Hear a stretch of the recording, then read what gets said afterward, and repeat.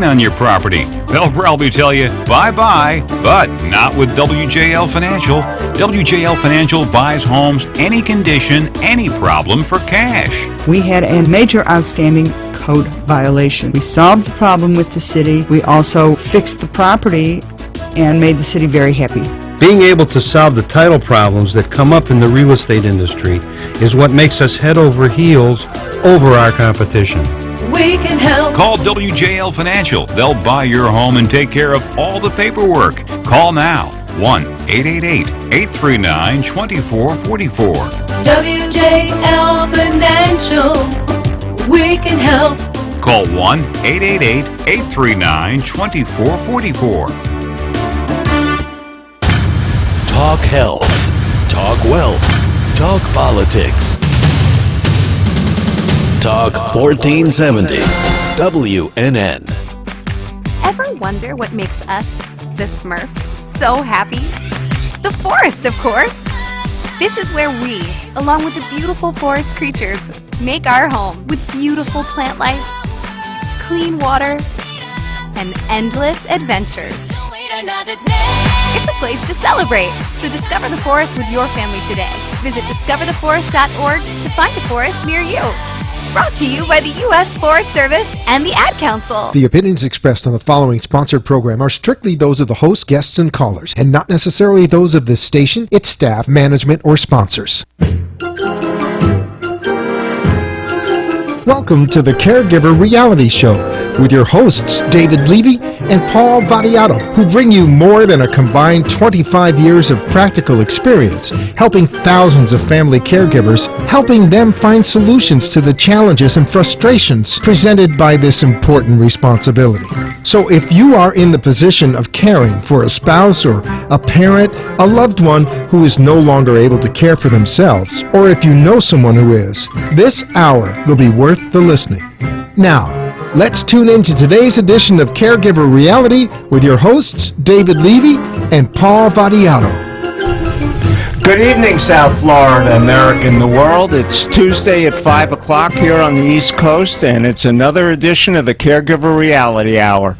We're coming to you from caregiverreality.com, AMP2 or ampsquared.tv, www.1470am.com, iHeartRadio, anywhere in the world, and later on tonight or tomorrow morning, it'll be up just about everywhere that you can find on the internet. And so we're very pleased to be able to bring this to you. And so, Paul, without further ado, how was your week? Well, good evening, David, and good evening to our listeners. I hope everyone had a good week. Let's see, the word this week will be challenging. Challenging, okay. Challenging. My bride has really been having a tough time. After the hospitalization, she really came home really bedraggled. It took a lot out of her.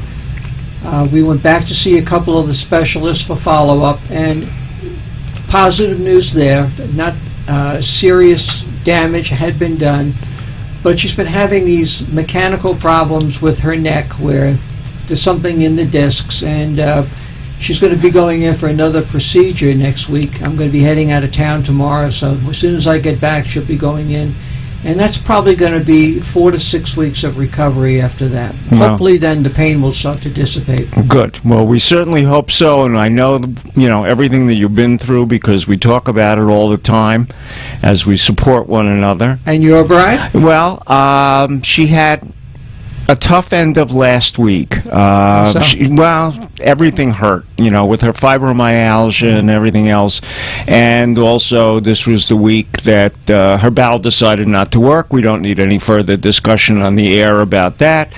But too much information, David. Too much information, right. But that's what happens when you have an autoimmune, autonomic. Absolutely. When your automatic nervous system just doesn't work. But today, because it's here in South Florida, it was 94 earlier today, and they said yesterday the temperature humidity index was over 105. So we have been getting our fair share of summer, that's for sure. But today, She went in the pool for a little while and did the exercises that her rheumatologist told her to do while walking around the pool. Good for her. And so this is day one of day one. I think that's great. I do too. And so moving right along, that was our Caregiver Week personally. A little update. Right. And, over the last month or two, we've been using the word agnostic to refer to caregiving.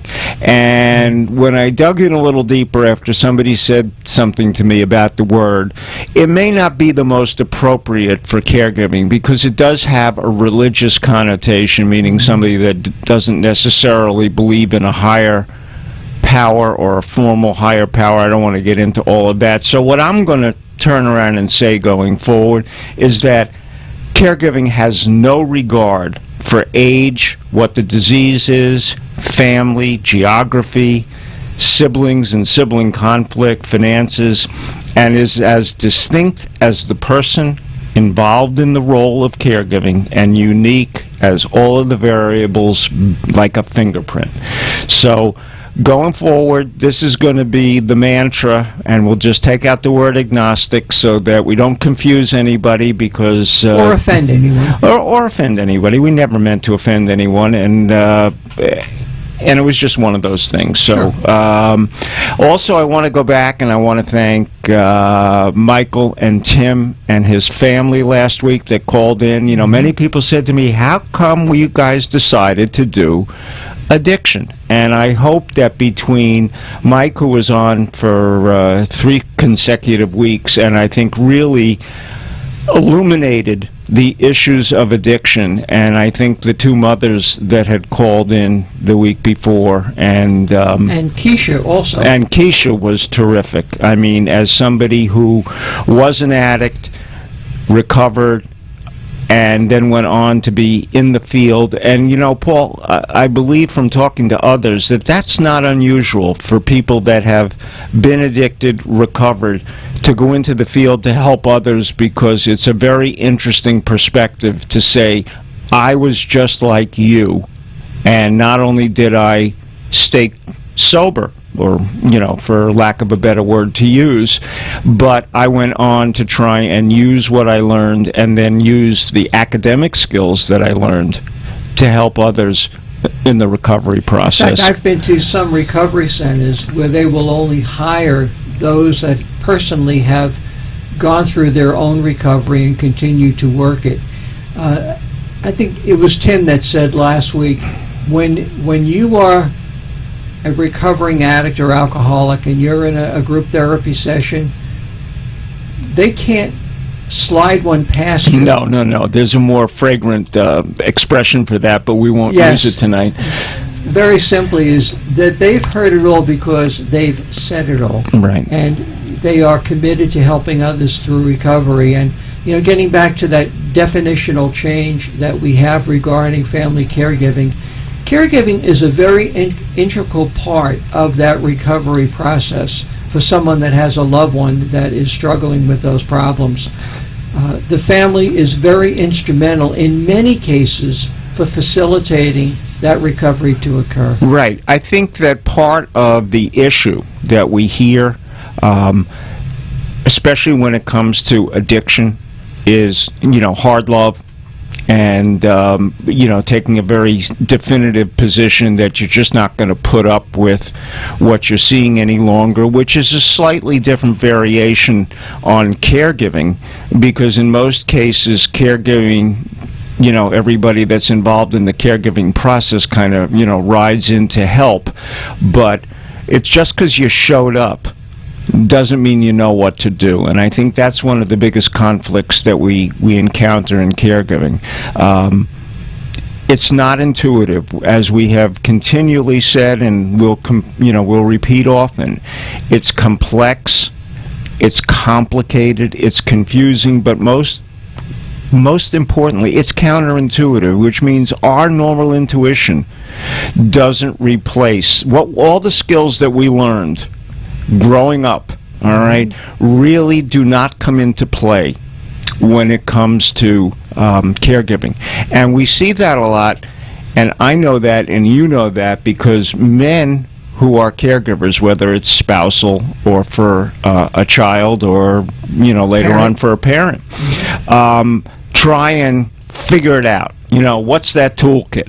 I'm going to go to Sears and buy the Alzheimer's wrench, or I'm going to figure out what to do with, this particular issue, or isn't there a way to figure out how not to have to put dad in Depends and deal with incontinence, or whatever it may be. But unfortunately, there isn't a logic behind it from our history. And so when we talk about non-clinical caregiving and having a non-clinical care plan, similar to what we do with all of our clients, is to say to people, look, this is a different world, caregiving. You're emotionally involved, not that you're not involved in other things emotionally, but trying to figure it out while you're emotionally involved with a system that defies description, whether it's the medical system, the legal system, Medicare, the VA, all of the intangibles. Why don't my brother and sister join in? How come this one's, lobbing, bombs at me when I'm doing the best I can, and they don't step forward to help? And as I've said, it really doesn't make a difference who you are and what the circumstances are. There are so many variables. It's like trying to put together a Rubik's Cube with your eyes closed. And it's constantly moving. Oh, yeah. It's definitely always a work in progress. And I think last week when Tim's mom said about how she felt about his recovery, she was very proud, but the words I think she used was cautiously optimistic. And I think many, many times that's a safer place to be than saying, home free all we did it. Well, the nature of recovery is never home free. It's one day at a time. And I think a very important part of what I hope our listeners take from the series that we did is that within the professional community, the role of family is starting to change, where before they had always been seen as part of the problem, the enabler. They're coming to realize that in some cases that might be true, but in other cases, families themselves as caregivers are going through their own stresses and have their own form of post-trauma stress disorder that they have to deal with all that is going on in their life. Well, I was meeting late last week with Barry Sinrod, who was on the show. Those of the audience that might remember, he was the gentleman that was trying to seek somebody that would help his wife pass because she was suffering. Her advance directives indicated that she didn't want to be here in the condition that she was, but nobody obviously was in a position in this state or by legal or medical terms to be able to do anything, and he was so frustrated, and his role as a caregiver then became one as an advocate, and he's out there on Twitter every day advocating for changes in the system. And quite frankly, in an aging world where we are going to confront these kinds of problems constantly, where somebody says, and just like that gentleman that we had quoted a number of weeks back who had a very disabling genetic brain disease, who said, I've gotten to be 39 years old, being able to manage and take care of myself. I see what's coming. Why should I not be able to leave gracefully and not have to, drive my car into a bridge abutment or go get a gun in order to be able to put myself out of the misery that I know is coming? And I think that this is going to be an issue over and over and over again, and as the boomers turn into seniors, and not that they don't have issues right now, but 10,000 a day are turning at least above 65. Not that that's a magic number for anything, it's just the point where Social Security and Medicare become available. But I think that health issues, quality of life, and many of these aspects are going to be displayed even more prominently than we have in the immediate past. And I think there's going to be a demand for, if I don't like what's happening to me, please, isn't there a dignified way to get off the train? I think these social issues, and be it LGBT, or be it women's rights, or whatever it might be, the country is changing. We see now marijuana seems to be becoming more and more discussed within the legislatures. Well, it's growing and growing. It is growing and growing, and I'm going out to Colorado tomorrow, so who knows? Right. But in any event... And we're going to talk about that soon. In any event, this is going to be one of those issues that I think is going to become more and more of the conversation, or maybe the dialogue as we get into the politics coming up. Because I think you quoted a poll not long ago that was taken comparing euthanasia versus the word assisted suicide. And 62% agreed with assisted suicide, but 74% went for euthanasia. So it wasn't so much that they didn't believe in the concept, but they liked how it was packaged with the word euthanasia.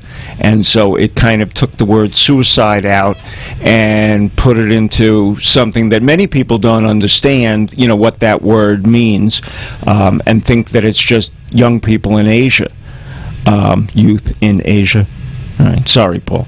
But the point is, these are issues that are going to have to come to the forefront, and they will. And so I see we're getting close to 7:20, and one of the things that I wanted to discuss with you, Paul, even though it jumps a little bit ahead, is you are going out to Colorado, and you're going out to do something very important. You're going out to speak at a group called the Purposeful Planning Institute. And why don't you explain what that group is and what it is that you're going to be doing? Oh, wonderful. I'm very, very honored and pleased that, in fact, both of us will be co-facilitating at that upcoming convention called Rendezvous. Personal Planning Institute is a... Not personal, purposeful. I'm sorry. Purposeful Planning Institute is a collaborative group of top-tier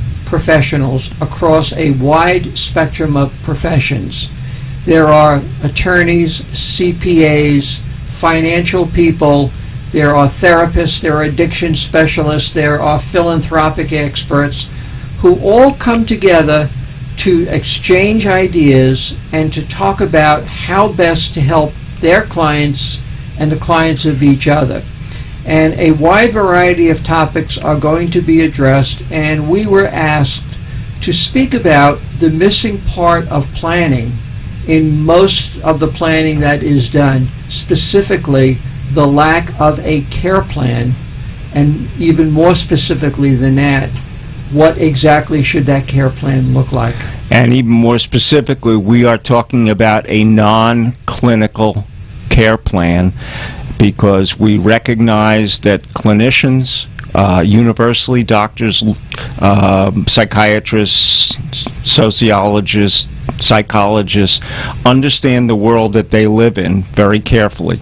But when it comes to caregiving, as we always say, it's not a disease, and therefore it doesn't lend itself in many cases to having a clinical trained individual. You need to be able to get into practical problem solving, just as we discussed a little bit earlier. Heart and soul. Heart and soul. And you're going out there, you're leaving tomorrow, and I will be joining you by Skype.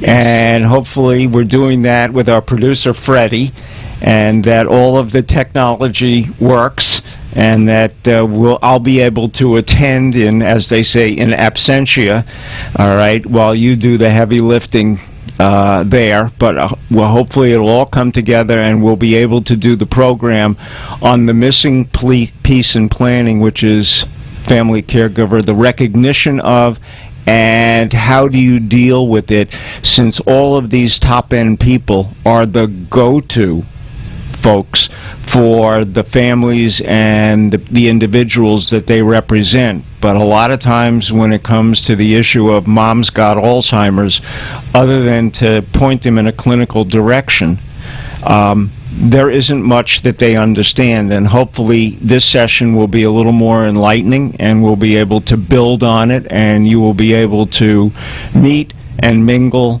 and be able to, more definitively get the point across of what we're doing.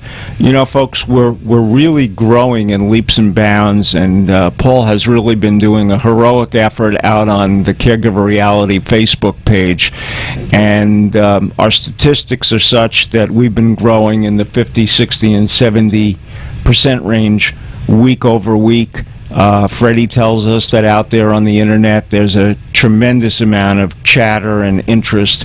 Before we start each show, we take a picture just so people remember what we look like. And when that gets out there, it starts a lot of dialogue. And as I'm sitting here right now, I can look over and see Freddie on his cell phone, and he's communing with gosh knows what and well, where. That last comment, I have the perfect face for radio. I'm not quite sure what that meant. But anyway, people have been very, very kind. We have a number of people that are following us on Facebook, and I would love to hear your comments on some of the posts and some of the things that you would like to see more of within our Facebook page.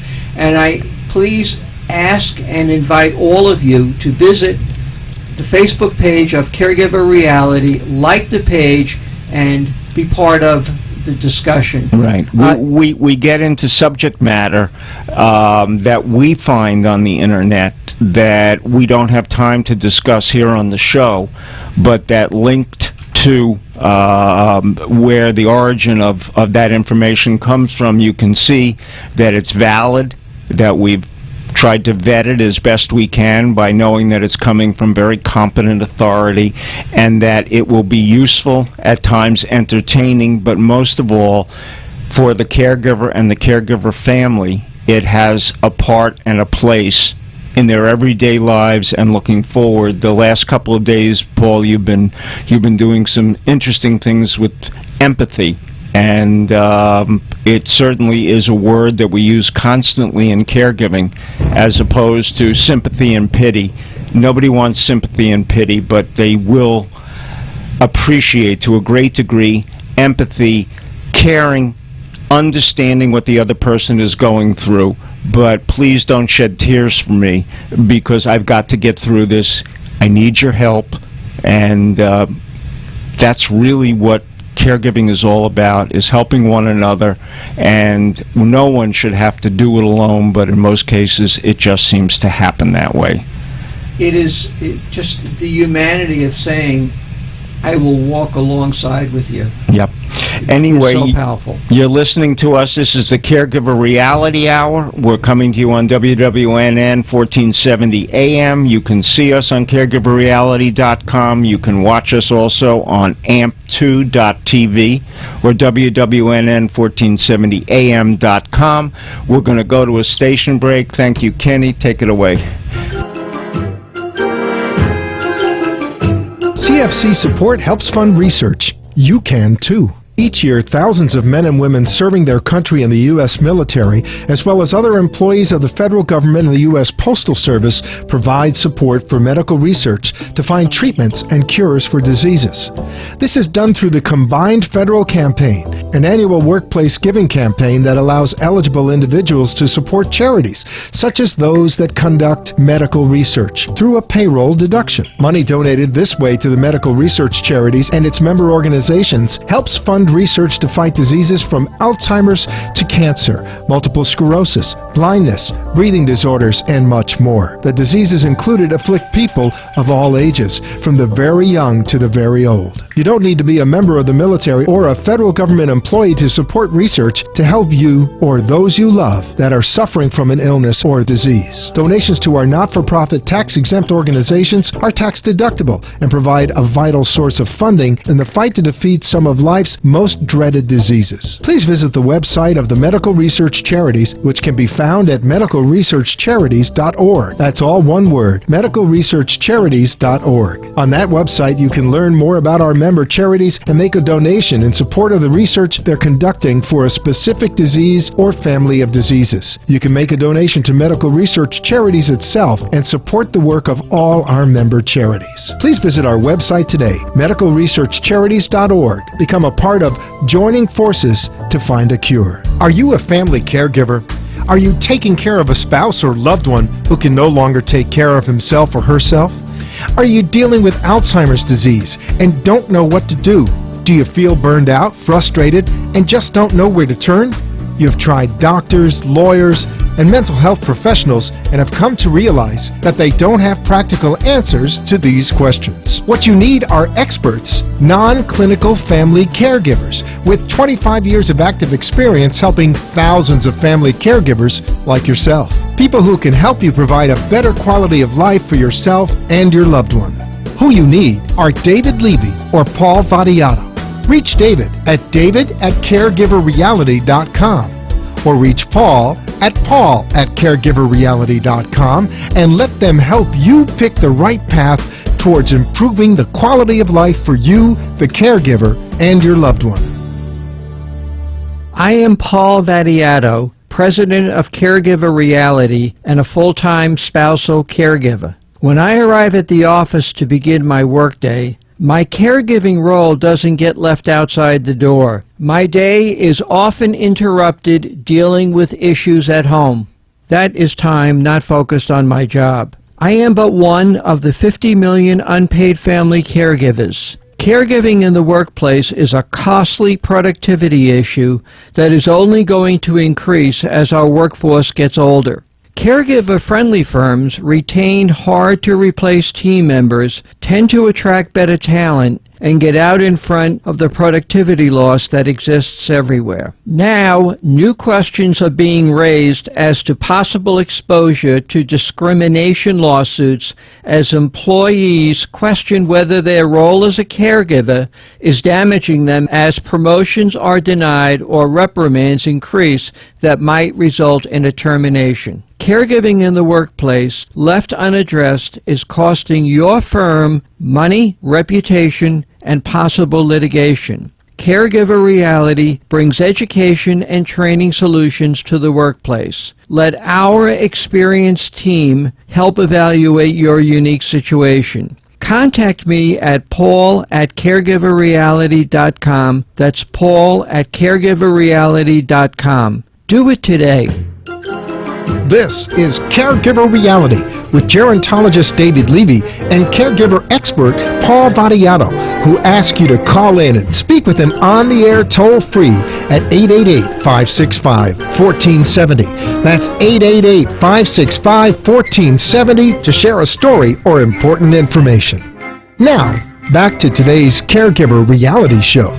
And we're back with the Caregiver Reality Hour, and you just heard the commercial from Medical Research Charities, one of our sponsors, and a group that works very, very hard inside of the federal government labor pool, which is some 2.6 million employees if you count the military, in order to raise money for their charitable underlying organizations. Each week, we pick one of those charities to highlight. You can either go to their website and make a donation, or you can go to the medicalresearchcharities.org website and make a donation, and it will be distributed across those charities, or if you make a specific request, it will be honored. Anyway, today we're discussing the AIDS Research Alliance, something that for years we've heard a lot about, not so much the Alliance, but certainly there isn't anybody that hasn't heard about AIDS and HIV. And the AIDS Research Alliance works to develop a cure for HIV/AIDS and medical strategies to prevent new HIV infections by conducting human clinical trials and preclinical scientific research, while investigating HIV vaccines, innovative treatment, and prevention methods.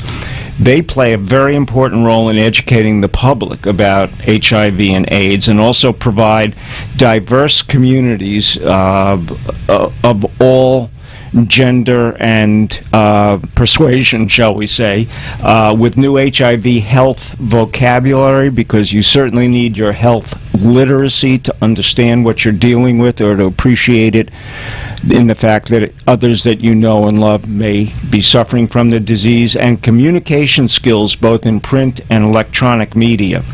They offer medical referrals to help direct people living with HIV/AIDS into a quality continuum of care with people that really understand the illness, the disease, and since their founding in 1989, they have participated in research leading to FDA approval of approximately half of the current anti-HIV medication and treatments for all of the HIV-related conditions. Working without regard for profits or politics, they play a critical role in improving the health of those with HIV, and that may ultimately be the key to stopping HIV around the world. And you can see more about them at www.AIDS Research, just like it sounds, AIDS research.org. That's AIDSresearch.org, a very worthwhile organization and part of the Medical Research Charities group of quality research organizations. So you're listening to us. This is the Caregiver Reality Hour. You're watching us on caregiverreality.com. I hope you're listening on iHeartRadio. And now, Paul, I'm back to you because we were talking about PPI.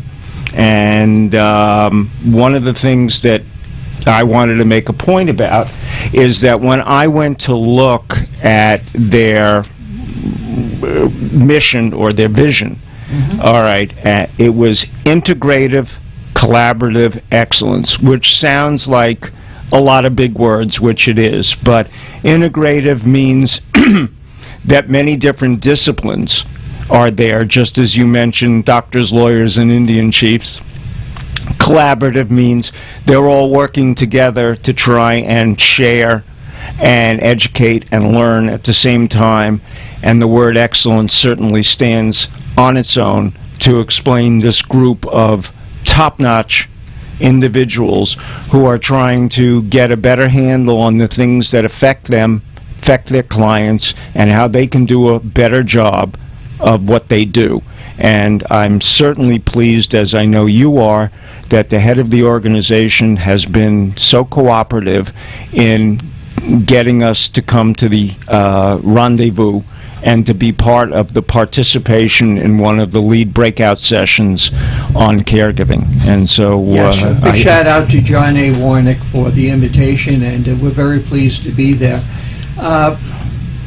Purposeful Planning Institute in many ways models some of the centers of excellence in health, like the Mayo Clinic. I think you used the phrase, all the smart heads in the room. Yeah, all smart heads in the room, and right. When you're dealing with very complex issues, be it of wealth or illness or planning, you're going to cross the lines of multiple disciplines. There's going to be a legal component, there's going to be tax issues, there's going to be money management issues. Much of that is of a technical nature, and there are many experts who will be there in that realm. But what we have come to learn in that planning world is that as much as it is technical, it is behavioral as well. You may have all the right answers, but if you can't find people who are willing to enact upon that or break the obstacles that are preventing to do that, to be able to facilitate that family to get to a better place, all that expertise goes to waste. And rather seeing each other as competitors, we see each other as collaborators who, when we run into difficulties or when we need help, they are available to us. So we each make our materials available, we each share experiences, and oftentimes we'll use each other as sounding boards as we work through these difficult planning cases. And what's interesting now is that John A. Warnick has come to realize, as has the Institute, that caregiving is something that is going to be affecting, or not is going to be, is and will continue to affect many, if not all, of the families that we advise, as well as the advisors themselves. Right, and I'm so pleased that they have recognized you as one of the smart heads in the room and have invited you out there. I think that's terrific. You know, one of the things that we try and do is also bring, and in the background, folks, if you hear it, we have an incredible thunder and lightning storm going on. I hope we stay on the air, but nonetheless, I can't look out the window, but Paul can see over my shoulder, and he says it's quite an electrical storm. I think I'm going under the desk. All right. You know, a week ago, out in Copenhagen, they had the big international Alzheimer's convention. Yes. And unfortunately, or fortunately, the case may be, we came away with an understanding that there really isn't a lot of new breakthrough, that it's going to be a long time in waiting for a cure, but that the big issue, and we go back to it, and our friend Dr. Brody, who's been on, whose book Brain Matters, discussed this a few years back, that a healthy body contributes to a healthy brain. Now, that's not to say that there aren't plenty of very healthy, bright people that have gotten Alzheimer's. So it's not that there aren't major exceptions to the rule. But a healthy body helps to keep your brain healthier. And the healthier that your brain is, the better it withstands the challenges that it faces. And so whether that's exercise, whether that's keeping diabetes under control so that we don't inflame our bodies and inflame our brains, whether that's weight, no matter what it may be, we are the keeper of our own bodies. If we do not do a good job of keeping ourselves in relatively good health, and just yesterday, or maybe it was even this morning, many of the cardiologists have said even 5 or 10 minutes of walking a day makes a difference, and that if you can do an hour a week, you may be able to add 3 years to your life. And without having heart disease, that 3 years may be a quality of life that you will find very rewarding, as opposed to being sick and maybe making it because the medical profession can keep you alive. So the Copenhagen story is, Alzheimer's is still an enigma. It's still defying our efforts to get a handle around it. One of the things that we know is that we're going to have to find it earlier and earlier, and tried the medications that didn't work when it finally showed up, because that was too late. And maybe we can begin to get a generation or two of folks that, while it may not cure it, it delays it long enough so that your quality of life does not have to be impeded by Alzheimer's or other forms of dementia in your mid-late 60s or early 70s. And it's actually twofold, and I say this with all of my heart and soul to our listeners that are out there. This is not only for your loved one that you are taking care of. It is as applicable to you as the caregiver. It's how you help to manage your stress. It's how you help to better cope in that caregiving.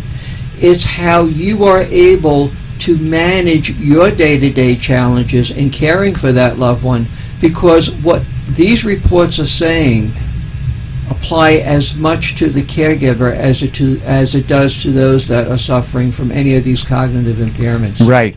Keeping yourself in good shape, making sure that you put you first, even though you're responsible for a loved one, keeping yourself in good shape mentally and physically. And I know many times people say, wow, that's a lot easier said than done.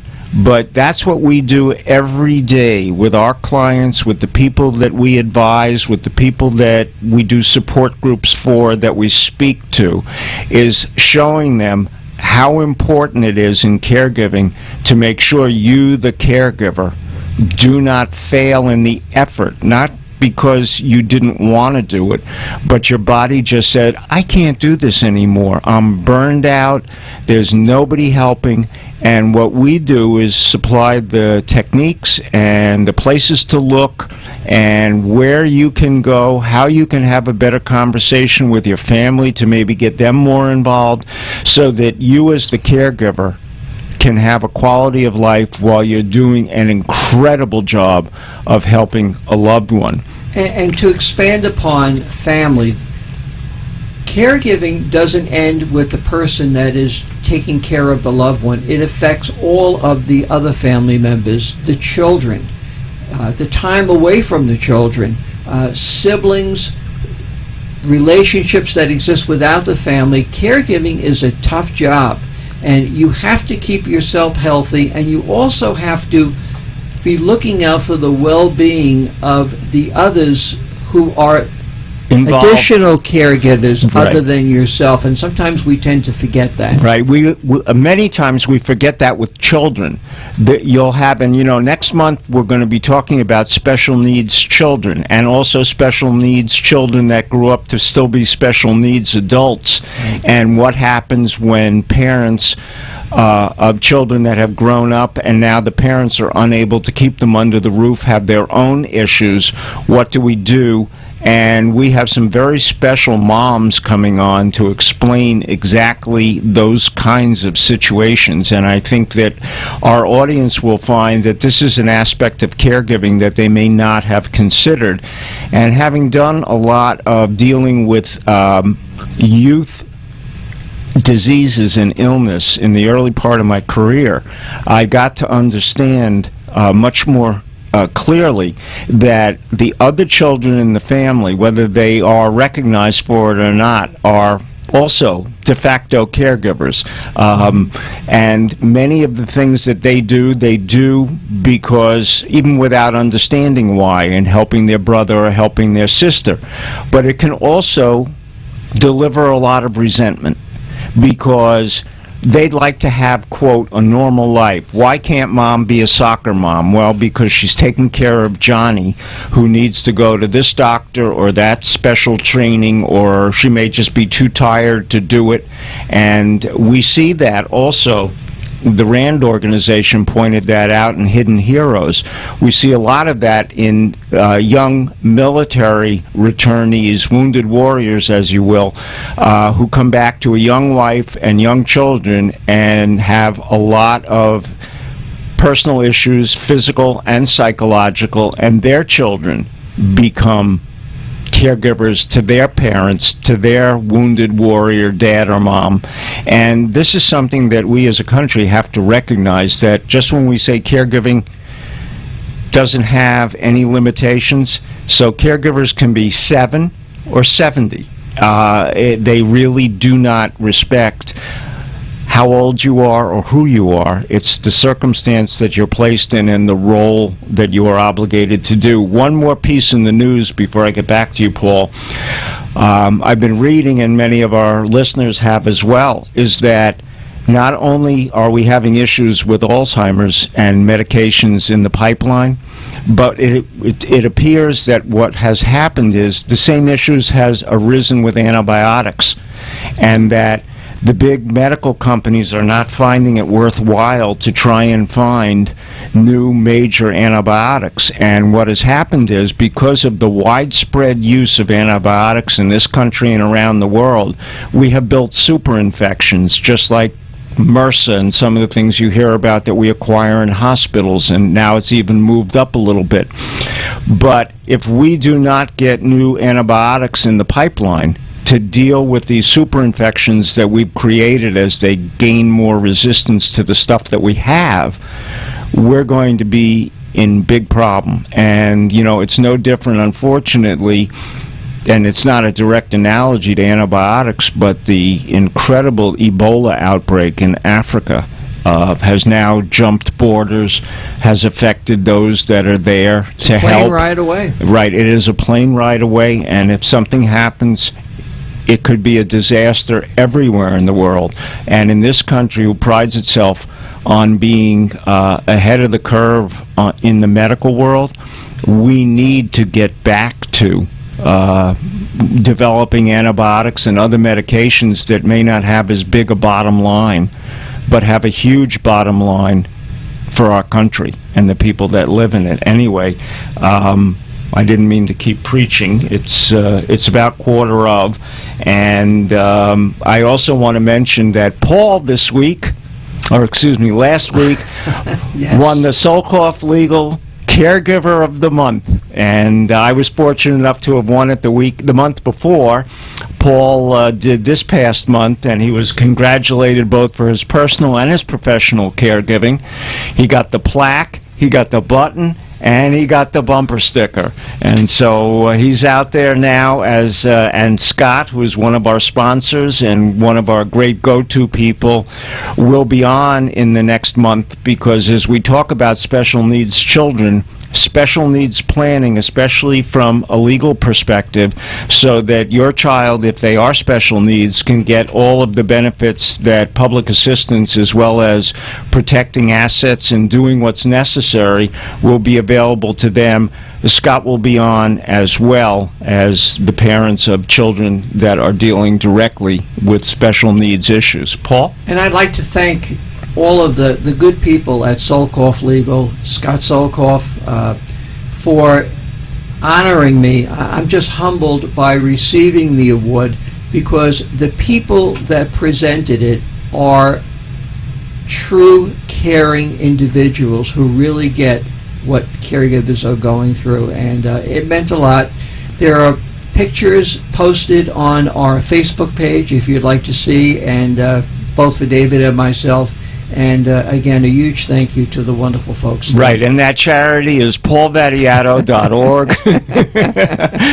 But no, Paul, you deserved it. Thank you. And you certainly, have all of the markers for being a great personal and a great professional caregiver. You know, you just brought something to mind when you were talking about medications. You talk about antibiotics. Personal struggle. One of the medications that was prescribed for Debbie, my wife, I have been through at least a half dozen pharmacies trying to get it filled, and not to be found anywhere. It's on order, it's on back order, and this apparently is more common than I recognized. I spoke to the pharmacy when I was finally able to get it filled today, that he's saying that we're running into more and more problems with more and more medications. They are just not readily available. Right, and I hear that from doctors in the ER and surgeon friends of mine, that a lot of medication that they normally would have available, and anesthesia and otherwise, are in short supply. And what's happening out there is that I think that the whole pharmaceutical industry, and then the generic industry of what's coming in, from other countries that are producing what has gone off patent in this country, where they're going, because they're also supplying the world, and it's getting much more difficult. And much more expensive. Oh, please. I know with the medications that Suzette has, my wife, we could fund the national debt just on copay. Just a couple of suggestions that were given to me by my wife's doctor. First, if you're having difficulty getting a medication, speak to the doctor, who can contact the drug rep, and they can connect you to a pharmacy that does have that medication in stock. That was one thing he said. The second thing is, if you go to the outpatient pharmacy at one of your hospitals, they typically will have the medications that you need available, since they are a hospital. Not speaking to price or anything like that, but just in terms of availability. If you need it and they have to have it, there are places that you can go. But you're going to have to, in the future, look a little bit harder to find them. Right, and the other thing is that many of the doctors have said that if the same medication's available in a higher dosage and you can split the pill or change what you're doing so that you can get more bang for the dollar. Or instead of getting a 30-day supply, can you get a 90-day supply?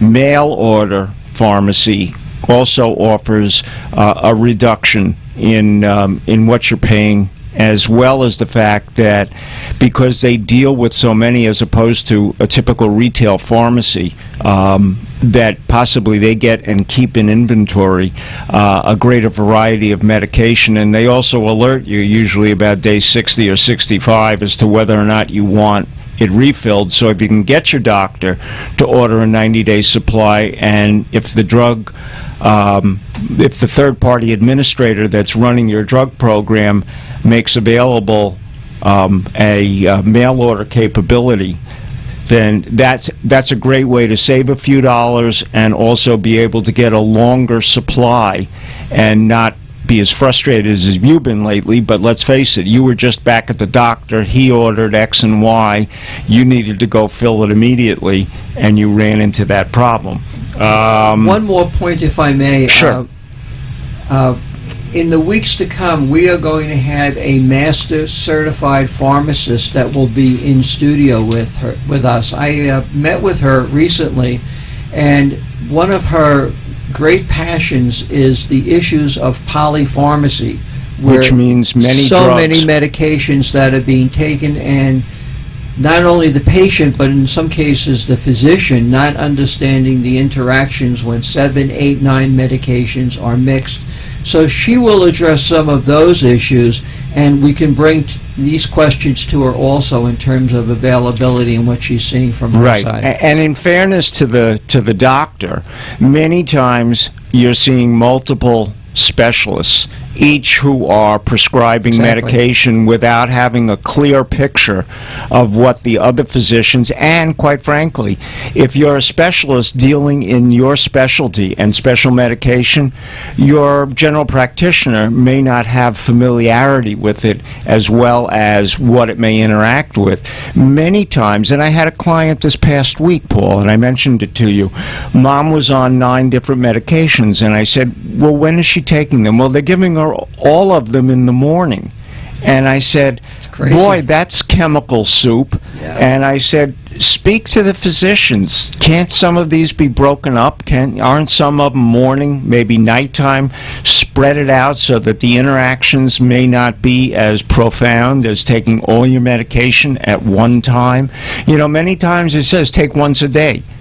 But you can also discover that some medications, especially if you have a reaction to them, are better off taken at night because you can sleep through the interaction and feel better in the morning. And so part of the prescribing is not just to say take twice a day with food, because are they talking about breakfast, lunch, dinner, your evening snack? And so a little more clarity certainly helps, and I'm a great believer, and I'm really looking forward to this young lady coming on who is the pharmacy specialist, because more and more as they put together the medical bundles that are going to be accountable for taking care of you across the spectrum of care, you have many specialists coming together, and to really have a pharmacist as part of that group. We talk about all smart heads in the room who can at least consider the interactions and say, by the way, do you think we can use this instead of that, because it has a very profound effect when you use it with X or Y, and at least alert it at the front end. And if they say absolutely no, we can't, then maybe other modifications can be made. But just to have everybody kind of throw their prescription in a hat and you're getting all of it at the same time may not be to your well-being, which is what the medications are trying to do. And just to complete this conversation, David, we speak all the time about caregivers, and one of the roles that we play is that of advocate. And this is one of those examples of where you need to be an advocate for the one that you're caring for, because these polypharmacy issues, these medication issues, these communication issues with physicians are so important. And when we're stressed, we're fatigued, we're sleep deprived, sometimes we don't ask the questions that we should, and our role as advocate is really to fight for those answers. And also to recognize that simply because you're a caregiver and you get involved with the doctor said, doesn't mean that you can't probe and ask. And I was talking with a young lady today whose mother just came out of she was in assisted living, she had to go to the hospital, and now she's back in a rehabilitation facility. And when she went from assisted living to the hospital, some of the medications she was on in assisted living didn't make it to the hospital. While she was at the hospital, they created a regimen of medication that they wanted her to take while she was there. Then when they went to rehab, not all of those medications necessarily followed in the discharge planning. And so when the young lady called me today to ask about her mother, and she said, she's on this, but she used to be on that, what should I do? And I said, one of the things that you need to do is to be able to go back, ask the discharge planner, she's only out of there a day, did everything that the hospital have her on travel with her to the rehab facility, and then go back and ask your doctor, you had her on this and that when she was in her assisted living facility, and it seems to have gotten lost in the shuffle. Should we be putting these back? Should we be deleting them? What should we do? And this is part of what advocacy is all about. Your loved one is laying in bed being treated. They're not really thinking about the medications that they're on. So one of our responsibilities is, just because they're out from under the roof doesn't mean that the responsibility has changed, and we go from being hands-on caregiver when others are doing it for us to being a damn good advocate. And part of that is to monitor medication, and do not be afraid to ask why. Home and away. Home and away. That's absolutely correct. And can we reduce this? Can we eliminate that? Should we be adding something else? You have to be the keeper of many of these things when a loved one can no longer do it for themselves. This is terribly important. And in this day and age of medication, and especially what we talked about last week, now that a lot of these generic meds all look like a little round white pill, we have to be even more careful about what we do and how we do it. We're coming to the end of the show.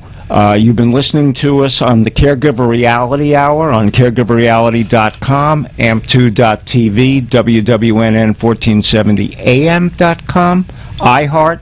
So there's no excuse not to hear us, and I'm waiting. Freddie says very soon we're going to have a smartphone application, so there'll be no reason not to hear us, although you can get an iHeart one now. Paul, I want to wish you a safe trip out to Colorado, and we will be Skyping my posts, I hope. Yes, and we'll be Skyping into you on Thursday, and hopefully all will go well from the technology. I'm doing it with Freddie because I'm afraid not to. Paul, have a great trip, and out there, South Florida, America, and the world, you take care.